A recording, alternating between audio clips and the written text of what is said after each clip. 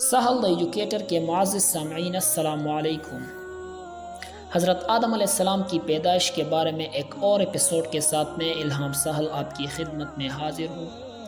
تو دوستو، پچھلے 2 ایپیسوڈز میں ہم نے حضرت آدم علیہ السلام کی پیدائش کے بارے میں کچھ ضروری باتیں کی تھی۔ اگر آپ اس چینل پر نئے ہیں تو آپ کو ان 2 ایپیسوڈز کی ڈسکرپشن میں لنک مل جائے گی، آپ وہاں جائیے اور ان ویڈیوز کو دیکھ لیجیے۔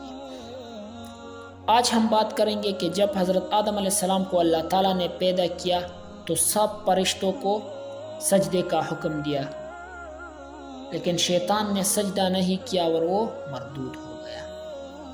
قرآن مجید میں ہے کہ جس وقت حکم دیا ہم نے سب فرشتوں کو اور جنوں کو بھی، جیسا کہ بعض روایات میں حضرت ابن عباس سے منقول ہے۔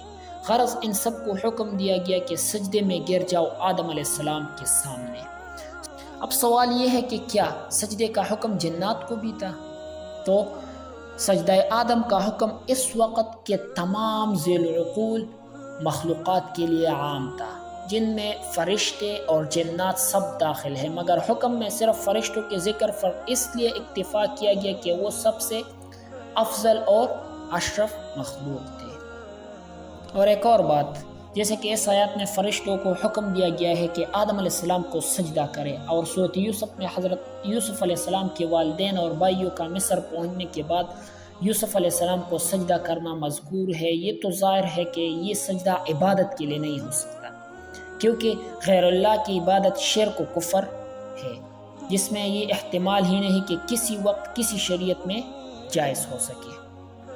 امام جصاص رحمۃ اللہ علیہ نے احکام القرآن میں یہی فرمایا ہے کہ انبیاء سابقین کی شریعت میں بڑوں کی تعظیم کے لیے سجدہ جائز تھا، شریعت محمدیہ میں یہ منسوخ ہو گیا اور بڑوں کی تعظیم کے لیے صرف سلام اور مصافحہ کی اجازت دی گئی۔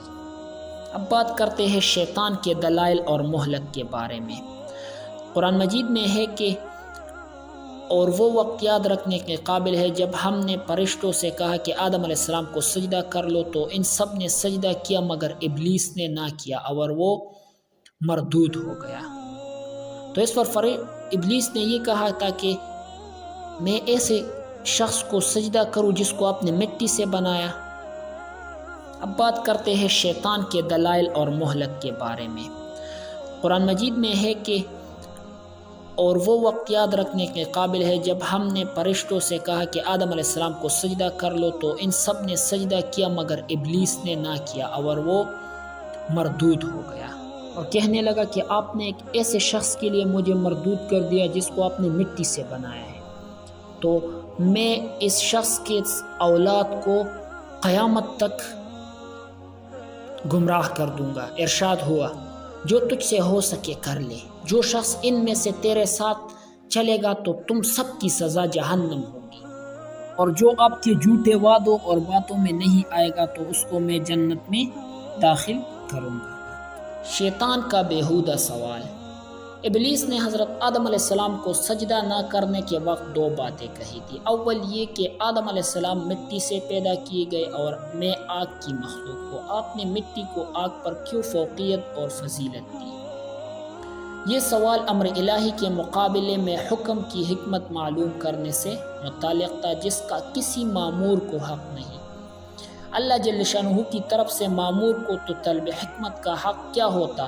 دنیا میں خود انسان اپنے نوکر کو اس کا حق نہیں دیتا کہ وہ کسی کام کو کہے تو خادم وہ کام کرنے کے بجائے آقا سے پوچھے کہ اس کام میں کیا حکمت ہے۔ اس لیے اس سوال کا یہ ناقابل جواب قرار دے کر یہاں اس کا جواب نہیں دیا گیا۔ ظاہر یہ ہے کہ کسی چیز کو کسی دوسری چیز پر فوقیت دینے کا حق صرف اسی ذات کو ہے جس نے ان کو پیدا کیا اور پالا ہے، اور جس وقت جس چیز کو دوسری چیز پر فضیلت دے دے وہی افضل ہو جائے گی۔ دوستو، آج کے لیے اتنا ہی کافی۔ اگلے ایپیسوڈ میں ہم یہ کہیں گے کہ شیطان نے حضرت آدم علیہ السلام اور حوا علیہ السلام کو کیسے ورغلایا۔ تو ملتے ہیں اگلی ویڈیو میں۔ خدا حافظ۔